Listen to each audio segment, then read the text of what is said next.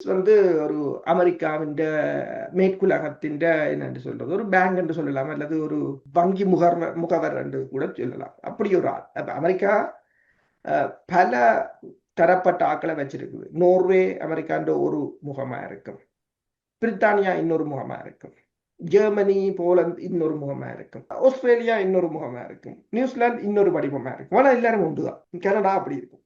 அதே போலதான் சுவிஸுக்கு ஒரு கதாபாத்திரம் இருக்கு. அவங்களோட அந்த அவங்களோட கூட்டணியில சுவிஸுக்கு ஒரு கதாபாத்திரம் இருக்கு.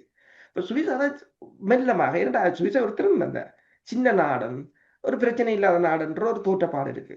அப்ப அதால யாரும் அதை பெருசாக சுவிஸ் போறது பாரத கன்சிடர் பண்றேன். இப்ப பிரித்தானியா இறங்கினா ஒரு செய்தியா வரும், அமெரிக்கா இறங்கினா ஒரு செய்தியா வரும், ரஷ்யா இறங்கினா செய்தியா, இதுகள் வராது. இதுகள் அப்ப இப்ப கனடால என்னட்ட கேட்டேன், இப்படி சுவிஸ் கூடுதலான ஈடுபாடாக இருக்கிறது. அண்மையில் கூட உங்களுக்கு தெரியும், சுவிஸ் ஒரு அறிக்கை எழுதியிருந்தது தமிழ் மக்கள் தொடர்பாக. அது கூட பெரிய சர்ச்சையை எழுப்பியிருந்தது. பிறகு தமிழாக்களை அங்க கூப்பிட்டு கதைத்தது. மன்னார்ல வந்து சுவிஸ் அதிகாரிகளின் நடமாட்டம் அதிகமாக இருப்பது. அப்ப கொழும்புல இருந்த ஒரு ஊடகவியலாளர் எனக்கு சொன்னார், சுவிஸ் இவங்களை நம்பி ஒரு தொகை பணத்தை போட்டிருக்கு, அந்த பணத்தை எடுக்கிறதுக்கு திரிகிறார்கள் என்று. இதுல என்ன ப்ரொஜெக்டை நம்பி போட்டாங்கள் என்றதும் விளங்கவில்லை. ஆனால் இப்பதான் விளங்குகிறது. இந்த அமெரிக்காவும் போக என்னென்று சொன்னால் அவர்கள் மன்னார் பக்கம் மற்றது எல்லாம் இப்ப இதை வந்து ஒரு கூட்டு முன்னணியாத்தான் செய்கிறார்கள். பிரித்தானியாவாக இருக்கலாம், அமெரிக்காவாக இருக்கலாம், ஜெர்மனாக இருக்கலாம். இப்போ ஜெர்மன் விமானம் கூட போகின்றது, இஸ்ரேலின் விமானங்கள் போகிறாங்க, இஸ்ரேலும் கூட உதவிகளை அனுப்பி இருக்கின்றது.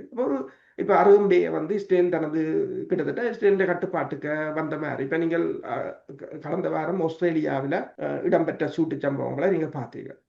எல்லாரும் என்ன அந்த சூட்டு சம்பவத்தை ஒரு சம்பவமா பார்த்துட்டு போயிருக்கணும். ஆனால் அதுல ஒரு செய்தி இருக்கு. அதுல ஒரு இடத்தை போடுறான், ஆஸ்திரேலியாவில் இருக்கிற யூதர்கள பாதுகாப்புக்கென்று அவங்களுக்கு பிரிம்பான அமைப்பு இருக்கு. ஆஸ்திரேலியா காவல்துறை இல்லை, ஆஸ்திரேலியா இராணுவம் இல்லை, அந்த யூதர்களுக்கென்றே ஒரு அமைப்பு இருக்கிறது. அது இரகசியமாகத்தான் இயங்குது. அப்ப இலங்கையில இருக்குமா இல்லையா யோசிச்சு பாருங்க. இலங்கையில இருக்குமா இல்லையா?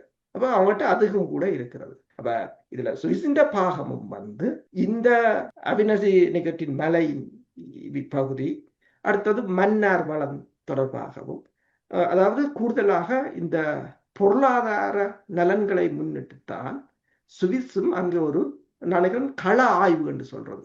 இந்த கள ஆய்வு தான் சுவிஸின் பணியாக இருக்கும் என்றதுதான் நான் கருது.